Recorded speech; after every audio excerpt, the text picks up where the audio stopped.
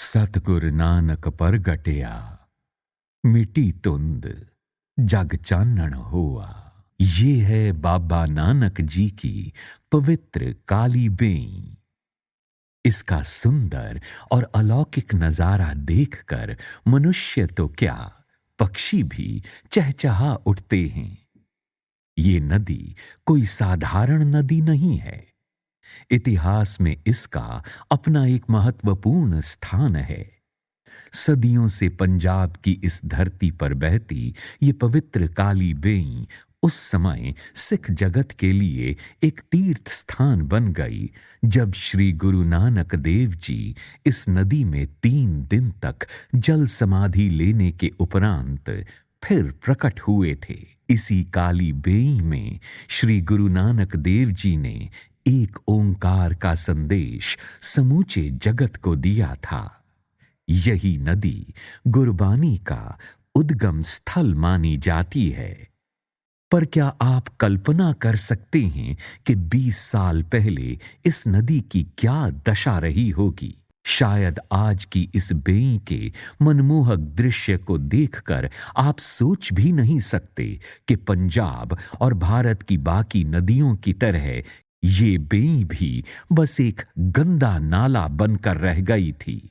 इसके किनारे पर बसे गांवों और शहरों की गंदगी और दूषित जल को लगातार इस बेई में बहाया जा रहा था। उस समय इस बेई की सफाई का कार्य लगभग असंभव लग रहा था, पर संत बलबीर सिंह सीचेवाल जी की अगुवाई में गुरु की संगतों ने इस असंभव कार्य के लिए कार सेवा की शुरुआत की और देखते ही देखते आखिरी सांसें गिनने वाली इस पवित्र बेई ने एक नया जन्म लिया और इसी के साथ शुभारंभ हुआ पूरे पंजाब में जल को प्रदूषण मुक्त करवाने के एक आंदोलन का।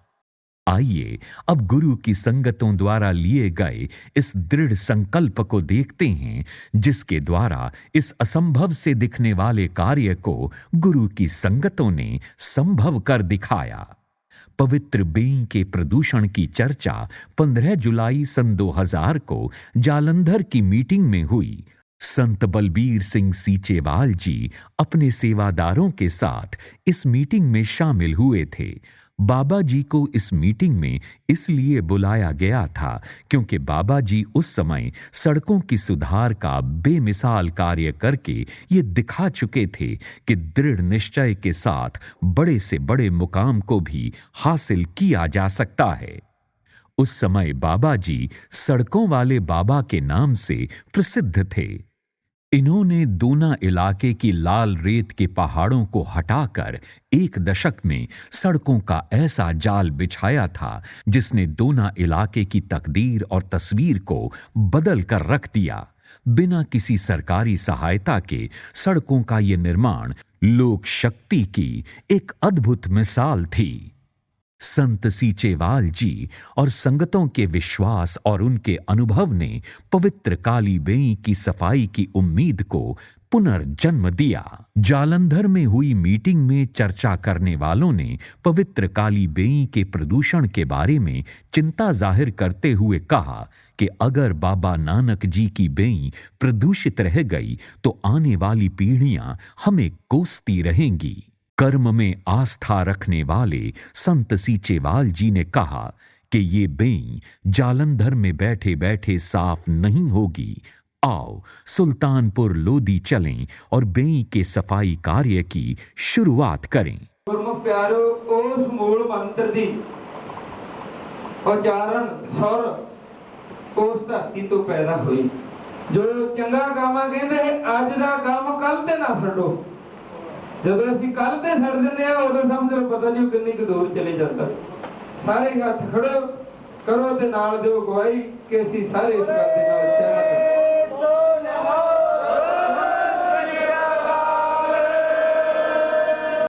फिर क्या था, अगले ही दिन मतलब सावन की संक्रांति वाले दिन गुरुद्वारा श्री बेर साहिब सुल्तानपुर लोधी में अरदास करने के उपरांत काली बेई की कार सेवा का शुभ कार्य आरंभ हो गया। तब प्रदूषित बेई में सबसे पहले उतरने वाले पहले कार सेवक संत बलबीर सिंह सीचेवाल ही थे। देखते ही देखते इलाके से हर रोज बहुत बड़ी गिनती में गुरु की संगतें बेई की कार सेवा के लिए आने लगीं। उस समय इन जंगली पौधों को निकालने के लिए एक्सावेटर या क्रेन मशीन मौजूद नहीं थी। संगतों ने हाथों के साथ ही गहरे पानी में उतरकर पौधों को बाहर निकाला। बेई के तल को गहरा और साफ किया गया और बेई के दोनों तरफ नए रास्ते बनाए गए। बेई में मौजूद कीचड़ की वजह से पानी के धरती में जाने का रास्ता बंद हो चुका था। बेई में मौजूद 6-6 फुट से भी ज्यादा कीचड़ को ट्रैक्टर की मदद से निकाला गया, जिससे कुदरत के संतुलन को पुनः स्थापित करने में बहुत मदद मिली और पानी धरती के नीचे फिर से जाने लगा और धरती रिचार्ज होने लगी। सुल्तानपुर लोधी में बेई के दोनों तरफ 3 किलोमीटर के इलाके में गुरुद्वारा श्री घाट साहिब से लेकर गुरुद्वारा श्री बेर साहिब तक पत्थर लगाकर घाटों का निर्माण किया गया। ये कार सेवा दिन रात चलती रही। संत बलबीर सिंह सीचेवाल जी युद्ध स्तर पर कार सेवा में जुटे रहते थे। साल 2003 में गांव धनोआ, जिला होशियारपुर, जहां से पवित्र बेई की शुरुआत होती है, वहां से कार सेवा की शुरुआत हुई, जहां से हजारों कार सेवक बेई की इस कार सेवा में हिस्सा लेने के लिए निरंतर जुटे रहे। दशकों से इस बेई में जमा जलकुंभी बूटी कार सेवकों के जोश के आगे टिक न सकी और बेई के बंद हो चुके कुदरती स्रोत को दोबारा चालू कर दिया गया, जिसके साथ ही 165 किलोमीटर लंबी इस बेई की सफाई पूर्ण हो गई। धनोआ गांव, जिला होशियारपुर का ये इलाका उस समय सेम की समस्या से बहुत बुरी तरह से प्रभावित था। सरकारी आंकड़ों के अनुसार इस इलाके का 50,000 एकड़ क्षेत्रफल सेम से प्रभावित था।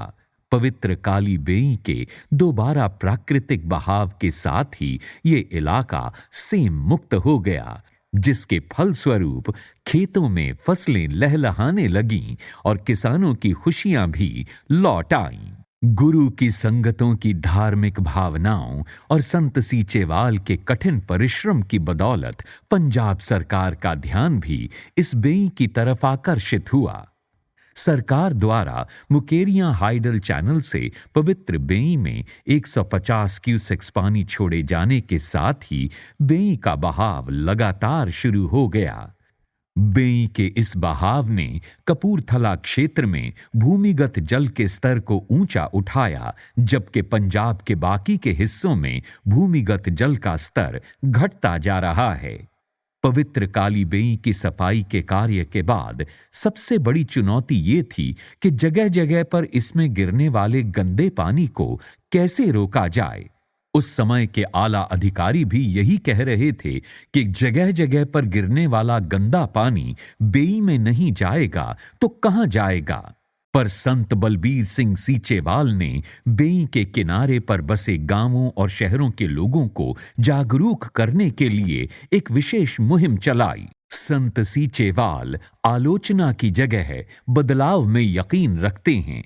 बेई में गिरने वाले प्रदूषित जल की समस्या के एक विकल्प के रूप में उन्होंने सीचेवाल मॉडल को प्रस्तुत किया। इस मॉडल की स्थापना वास्तव में संत जी की दूरदर्शिता का ही प्रत्यक्ष प्रमाण है। बेई की कार सेवा भले ही सन 2000 में शुरू हुई थी, पर गंदे पानी को इस्तेमाल में लाने का उन्होंने 1999 में ही एक मॉडल स्थापित कर दिया था। उन्होंने अपने गांव सीचेवाल में सीवरेज डालकर गांव के गंदे पानी को छप्पड़ तक लाकर एक ट्रीटमेंट प्लांट बनाया। ये वो समय था जब खालसा पंथ अपनी स्थापना के 300 साला उत्सव मना रहा था। इन शताब्दी समारोहों के दौरान ही पंजाब को प्रदूषित जल से निजात दिलाने की शुरुआत सीचेवाल से सन 1999 में हो चुकी थी और ये मॉडल सीचेवाल मॉडल के नाम से प्रसिद्ध हो गया। क्या है ये सीचेवाल मॉडल? आइए पहले इसके बारे में जानते हैं। सीचेवाल मॉडल के अधीन गांवों कस्बों के वेस्ट पानी को सीवरेज व्यवस्था के माध्यम से छप्पड़ तक लाया जाता है। फिर इसको 3 कुओं में से निकाला जाता है। पहले कुएं में से कीचड़ को पानी से अलग किया जाता है। दूसरे कुएं में तैरती हुई वस्तुएं व तेल आदि को पानी से अलग किया जाता है और फिर प्रदूषित जल तीसरे कुएं में से होता हुआ मुख्य छप्पड़ में दाखिल होता है। ये पानी सूर्य की किरणों से प्राकृतिक रूप से साफ होता है और इस छप्पड़ के दूसरी तरफ मोटर लगाकर इस पानी का इस्तेमाल खेती के लिए किया जाता है। वेस्ट पानी का इस्तेमाल दोबारा खेती के लिए कर लेने से जमीन के नीचे पानी की बचत होती है। इस पानी के कारण कुदरती स्रोत भी साफ सुथरे रहते हैं। खेती के लिए ये पानी खाद का काम भी करता है, जिसकी वजह से किसानों को खाद का इस्तेमाल बहुत कम करना पड़ता है और उनकी पैदावार भी कहीं ज्यादा होती है। ये मॉडल पवित्र बेई के किनारे बसे लगभग 40 गांवों में लागू हो चुका है। इसके अलावा पंजाब के 150 से अधिक गांवों में एनआरआई भाइयों के सहयोग से ये मॉडल सफलतापूर्वक चल रहा है। सुल्तानपुर लोधी में 13 किलोमीटर की पाइपलाइन डालकर शहर का ट्रीटेड पानी खेती के लिए इस्तेमाल किया जाता है। दसूहा जिला होशियारपुर में भी सीचेवाल मॉडल को स्थापित किया गया और इसका पानी 5 किलोमीटर की पाइपलाइन के जरिए खेती के लिए इस्तेमाल में लाया जाता है। सीचेवाल मॉडल को भारत सरकार गंगा नदी की सफाई के लिए इसके किनारे पर बसे 1657 शहरों में भी लागू कर रही है। गंगा किनारे बसे इन शहरों की पंचायतों को भारत सरकार ने विशेष तौर पर इस मॉडल को देखने के लिए सीचेवाल भेजा। बिहार के मुख्यमंत्री श्री नीतीश कुमार, हरियाणा के मुख्यमंत्री श्री मनोहर लाल खट्टर, दिल्ली के मुख्यमंत्री श्री अरविंद केजरीवाल और अनेकों मंत्री और उच्च अधिकारी इस मॉडल को देखने के लिए गांव सीचेवाल आ चुके हैं। सीचेवाल मॉडल के अधीन संत सीचेवाल ने सॉलिड वेस्ट मैनेजमेंट के लिए स्वयं एक मशीनरी तैयार करवाई, जिसके जरिए प्लास्टिक एवं कांच को मिट्टी से अलग किया जाता है और मिट्टी को खेती के लिए इस्तेमाल किया जाता है। भारत के भूतपूर्व राष्ट्रपति डॉक्टर एपीजे अब्दुल कलाम ने साल 2004 में टेक्नोलॉजी दिवस के मौके पर इस बेई की कार सेवा के कार्य को भारत की 9 महान उपलब्धियों में गिनाया था। डॉक्टर अब्दुल कलाम 17 अगस्त 2006 को पहली बार बतौर राष्ट्रपति पवित्र बेई की कार सेवा के कार्य को देखने के लिए स्वयं आए और उन्होंने इसको एक नोबल मिशन का नाम दिया। डॉक्टर कलाम सुल्तानपुर बेई देखने के बाद एक नई ऊर्जा के साथ वापस गए और उन्होंने इसका प्रचार देश के अलग अलग मंचों से किया। सेवानिवृत्त होने के बाद डॉक्टर एपीजे अब्दुल कलाम एक बार फिर वर्ष 2008 में सुल्तानपुर लोधी आए थे। उन्होंने औपचारिक तौर पर वेस्ट पानी को ट्रीट कर कृषि प्रयोग में लाए जाने के कार्य को देखा। डॉक्टर कलाम ने अपने 50 से अधिक राष्ट्रीय और अंतर्राष्ट्रीय भाषणों में इस कार्य का विशेष रूप से उल्लेख किया। संत बलबीर सिंह सीचेवाल ने नदियों और दरियाओं में गिर रहे गंदे व जहरीले पानी के गंभीर प्रभावों के बारे में लोगों को जागरूक करने के लिए अप्रैल 2009 से जालंधर की काला संघियां ड्रेन, चिट्टी बेई और लुधियाना के बूढ़े नाले के साथ ही राजस्थान तक वातावरण चेतना मार्च निकाला। इस मार्च के दौरान राजस्थान के लोगों को उन्होंने जागृत किया कि जिस राजस्थान फीडर का पानी वो पीने के लिए इस्तेमाल करते हैं, उसमें जालंधर, लुधियाना और अन्य शहरों की गंदगी और फैक्ट्रियों का जहरीला पानी घुला हुआ है। इसी जहरीले पानी के कारण लोग कैंसर जैसी भयानक बीमारियों के शिकार होके मर रहे हैं। संत सीचेवाल जी बीकानेर के कैंसर अस्पताल में जाकर उन मरीजों से मिले जो जिंदगी और मौत की लड़ाई लड़ने के लिए मजबूर और लाचार थे। संत सीचेवाल जी के नेतृत्व में पंजाब और राजस्थान के पीड़ित लोगों ने साल 2008 और 2011 में काला संघिया ड्रेन पर एक बांध बना दिया। ये दो संघर्ष ऐसे थे जिन्होंने सरकार और प्रशासन को पूरी तरह से हिलाकर रख दिया।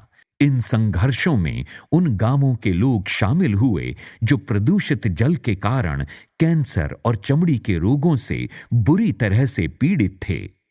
पंजाब की नदियों और दरियाओं को प्रदूषित होने से बचाने के लिए चलाए गए संघर्ष की वजह से संत बलबीर सिंह सीचेवाल को पंजाब सरकार ने पंजाब प्रदूषण कंट्रोल बोर्ड का सदस्य बना दिया।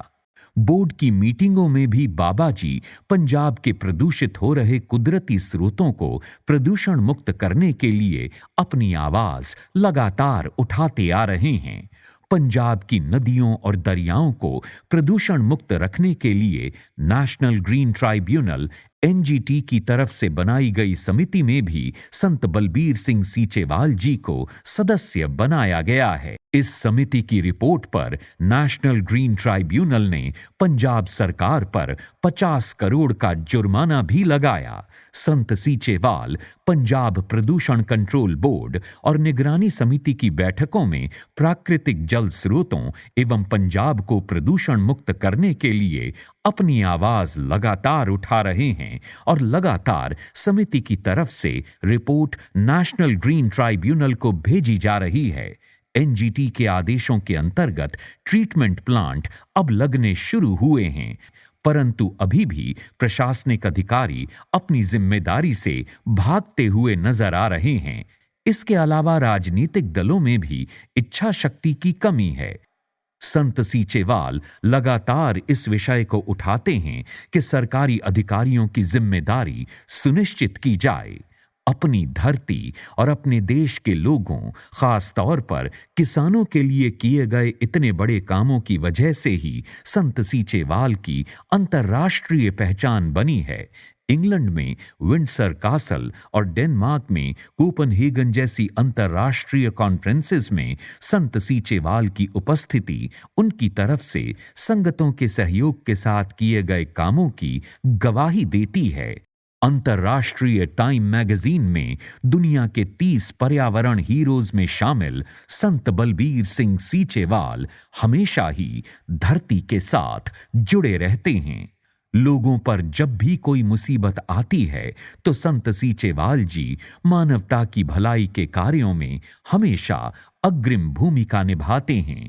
संत सीचेवाल जी का मानना है कि आम लोगों के भीतर एक अथाह शक्ति का स्रोत है, इसलिए किसी भी कार्य को करने के लिए सरकार का मुंह देखने के बजाय या किसी की आलोचना करने के बजाय जन शक्ति हर मुसीबत का मुकाबला कर सकती है।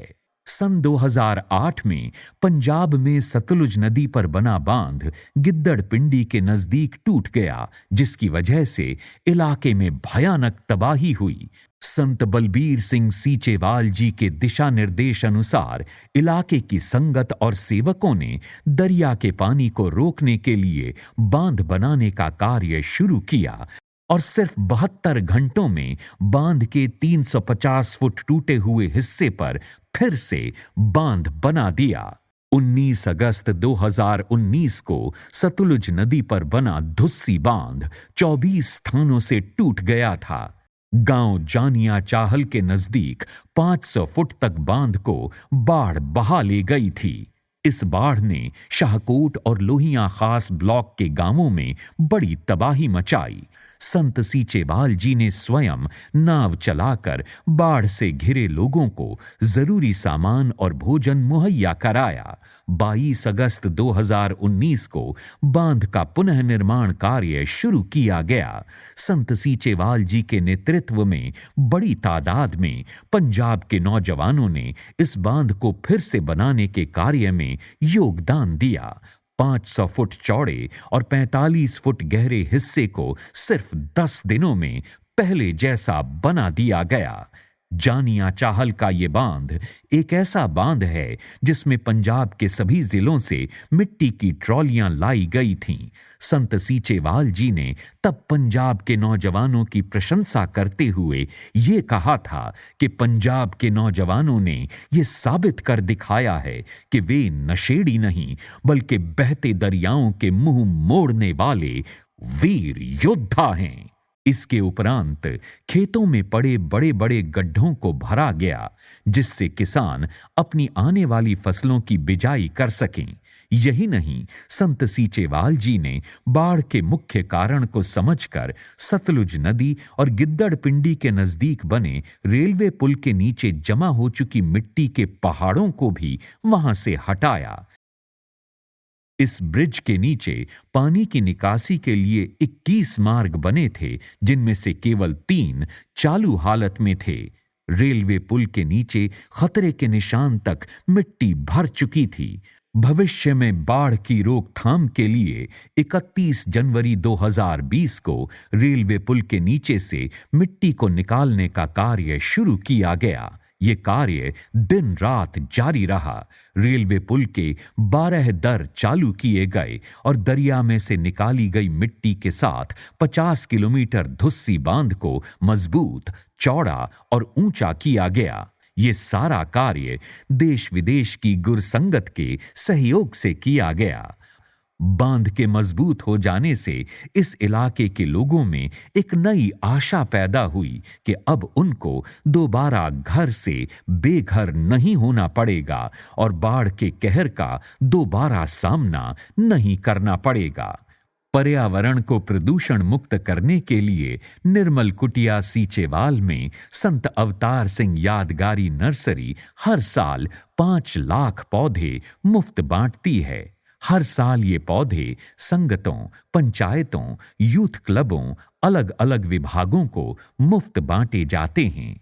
श्री गुरु नानक देव जी के 550वें प्रकाशोत्सव समागम से पहले ये निमंत्रण दिया गया था कि हर गांव में लोग 550 पौधे लगाएं।